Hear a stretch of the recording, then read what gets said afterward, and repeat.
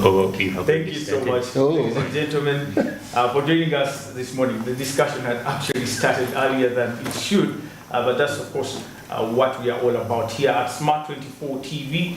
My name is Anthony, and a very good morning to you wherever you're watching us from. And this is of course the #1 business channel in East Africa. We do of course provide business 24/7 business content, and we of course aim at growing the different sectors of our economy to a point of course where we can enjoy a lot of benefits that come from a population that is employed, a population that has money in their pockets, and of course government being able to as well provide social and economic services to its people. Now of course today we are live on our channel on YouTube at Smart 24 TV Live, and you can as well check us on Twitter. The hashtag is the point, and the handle is at Smart 24 TV. So if you want to come into the show, contribute to the show in any way, you please get to our social media and get us that feedback. It will be quite handy. And of course today being a weekend, we are also going into the back to school season. And we have, of course, not to skip the attention of the students there who are going back to school, and a lot of them, going into the new system and getting into new levels. Some, of course, being in a season where release of UNEB results is also on the rise. There's so many things that we need to look at in our education system, and today we decided to take it to the education sector and get to discuss some of the pertinent issues that are in our education system. Now, currently, there's no scarcity of initiatives of government that are there to address youth unemployment. The Ugandan government has come up with several initiatives to address the problem of unemployment. And well-intentioned donors have established programs in the country as well, aimed at putting young people at work. But unfortunately, when you diagnose the problem of unemployment in Uganda, the current figures are not as alarming. However, there is still more to do in this sector. And currently, Uganda's population has one of the youngest populations in the world, with over 78%, arguably more than that, being young people aged between 15 and 35. And that, of course, means that we have a very strong labor force and a very strong people that actually are ready to work and are willing and able to work. But unfortunately, unemployment rate currently generally stands at 9.2%, while the unemployment rate for the youth in particular is a little bit higher at about 13.3%. Now, this is, of course, not depicting the entire picture, because when you look at the employed people, some of them are underemployed or are employed informally in the informal sector, meaning they are not being utilized. And every single year, Uganda releases between 400,000 to 800,000 graduates out into the job market, which only affords 80,000 new jobs a year. So where is the missing gap? Why aren't our young people utilizing their full potential?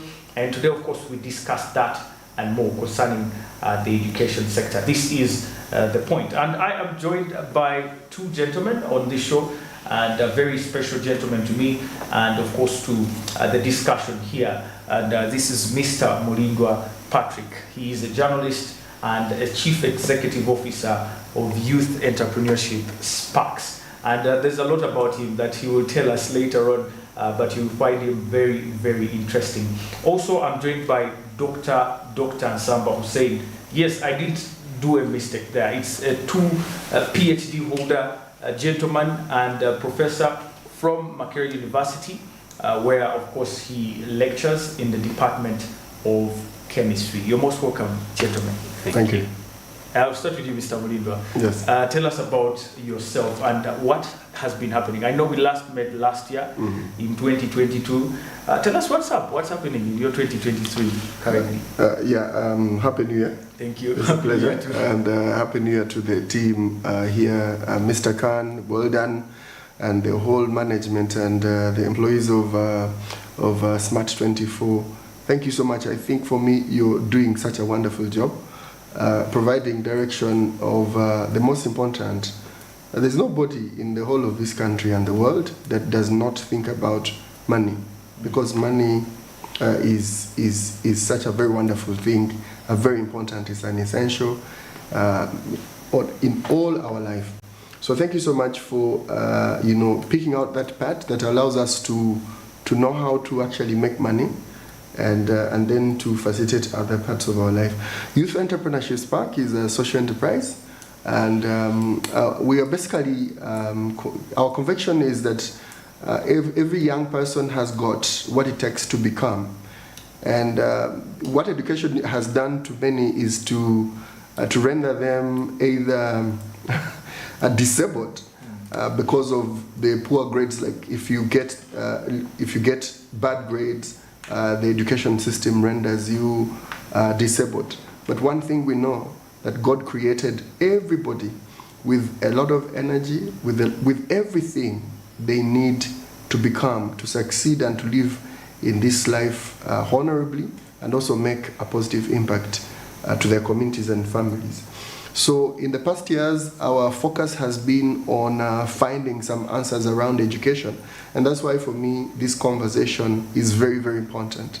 Because we knew that there's no business that does not start from an idea, and then that idea is built into products, and those products are usually facilitated by a specific skill. So understanding the skill, then those that build into the businesses, that is where our focus has been specifically for education. We took on a mantle about 3 years ago, specifically the years before COVID, and looking at this question of education. In so many years, a number of Ugandans had said there's a problem about education in Uganda. But they seem to be quite very, the government did quite a lot. But private sector, I mean, if you ask who runs the show in business in Uganda, private sector does. Yeah. You know, government usually provides the environment. So when people in private sector usually do not, their contribution is at times insignificant. You cannot see it. The MPs will be told to go out there and do research and consultations. But if everything we did or wanted to do in this country was based on the consultations and honest consultations of the private sector, we would solve most of our problems in the smallest time. So we took on a mantle to find the problem, and we found a problem. The problem is the education is teacher-centered. It only starts when the bell rings, and learning starts and stops when the bell rings, and it only happens in class. And then the other thing is, the moment you get bad grades, then you are disqualified, and that affects you almost the rest of your life. So you think you are a nobody, and yet there is evidence of the local and international businesses that were created by uneducated people. In that way, we do not necessarily debunk education, but we think it should be revised. We should go around it and find a way where this education is driven by the student. It is student-centered, and that education should happen anywhere, anytime, and with anyone. Yeah. Yes. Wow. So I'm glad to be here, and I know that it's going to be a wonderful conversation. Thank you so much for your invitation. You're most welcome. Doctor, you're most welcome to the show. I know it's the first time we're interfacing on this platform. Tell us about your year 2023 so far, and I know you being in the academic world, it's a little bit upbeat here and there, but tell us about it. Thank you, Anthony, for hosting me here at Smart Television, and I'm happy to render my utmost deliberations on this platform, especially to touch a life or two. And as far as myself is concerned, Hussein Skinsamba are my names, and I'm a double doctor of philosophy in engineering, and at the same time I teach at the University Makere. I also manage Invasion Plus Group, which is a conglomerate of business enterprises that run and operate in Uganda, But to begin with, we have primary school, which is the first technopreneur school in the country. Wow. And the idea is to combine entrepreneurship and innovation in as well as primary education is concerned. So when Anthony invited me to this program, I really realized that there is need to increase awareness in as far as what needs to be corrected or what is not right in as far as the mindset, the orientation, the propagation, and the dissemination of the knowledge and information is concerned. And I'm happy that we are seated here to deliberate on the same. So as we might deliberate, you will realize that there are so many things that we need to correct. To begin with, there is something that has become a common song, like you hear youth unemployment, but that is just a symbol. It's just a symptom of the big problem. Today, the youth are classified into a certain age. There are those ones who are not within that age, but they are yet to become youths. How do we trap the ones who are not yet into the dogma of the youth unemployment? If the youth are trapped into that unemployment syndrome, how about those ones who are not the youth yet, but they are going to become one? And how about those ones who have been in unemployment for some time and they are no longer youths? So you see that the equation is a big one, and we need to find maybe a solution if we can. So I'll be happy to deliberate and then share. Dr. Saba, first of all, tell us, I've always wanted to know how you were able to finish 2 PhDs before the age of 30, because I personally get so many people who find PhD very, very difficult. You find people doing it for 9 years, 5 years, but before the age of 30, if I'm not misinformed, you had 2 PhDs. How possible was that? And regardless, being an entrepreneur that you are, being in business and being involved in the different other sectors, how could you balance that life? Thank you, Anthony. Just to throw more light about that, it was before 35. Wow. The two PhDs were finished before 35. Yes. But I must say that it was a very rigorous experience. And it was a very selfless experience, because the reason why people spend too much time on the doctoral program is because it demands a lot. In fact, someone asked me that, how do you labor to go into a very hot tunnel twice? Yeah, but I had to do a trade-off between what I wanted to achieve out of this process and then the challenges that come with it. But to answer your question, this was an opportunity that couldn't be left, because yes, it was very painful and labor demanding and labor intensive, but I must tell you that it demanded a very high degree of self-discipline, dedication, commitment, and ultimately hard work.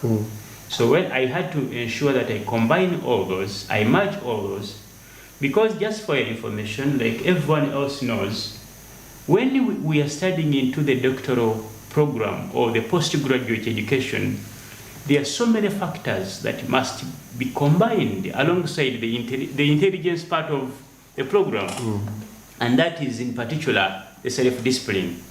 In one of the books that was written by Robert Greene, which is called The 48 Laws of Power, you realize that the author says that you should never outsmart your master. So there is no doctoral candidate. Yes. That is better than the who will prove to be smarter than their master and they graduate on time. Does that inform why there are very few? Surely. Yes. So that the masters don't want to have many. One time when I was in the UK, I received a call from one of my colleagues in Germany. He was trying to tell me that I think I'm very bright, but my professor is looking at me as if I don't know anything. And I'm trying to show him that I know what I'm doing, but I'm not graduating on time. But doctor, is that a global issue? Is it a problem in Uganda? Because personally, I've heard this around the corridors that specifically the local universities here, the lecturers or PhD lecturers or the tutors to the PhDs to be seem to have a personal feeling in helping others be like them or even better. Is that true? Now, we might not generalize that, but it ideally comes back to the personality sometimes. But the system has been designed to favor, most importantly, the one who imparts, who is the principal person who is guiding you. Because, for example, if I'm your father, by right I'm a senior to you. So if I'm your supervisor, by design, I have more rights than you. And that is what the old system. So, and if it finds a system that is designed to look at seniors as elders, then it gives them a leverage to take advantage if they can. Absolutely. Yeah. Thank you, Doctor, for that one. And we are going to begin on that point right there, our discussion on the education sector. Yes. Very many people are looking out for these qualifications, and very many people have actually been able at least to get a bachelor's degree. But in themselves, they haven't seemed to be sufficient for the current job market, the demands in the job market, or the skills that people are looking for in the graduates are not yet, have not yet been actually achieved. And there's a mismatch between some of the skills that people go out there with what is actually in demand. We're going to return with that after this very short break. Today, ladies and gentlemen, we are talking the education sector. As of course we get into the back to school season, what are some of the things that we need to pay more attention to in our education sector? My name is Anthony. We are taking a very short break. We'll return shortly. Stay with us.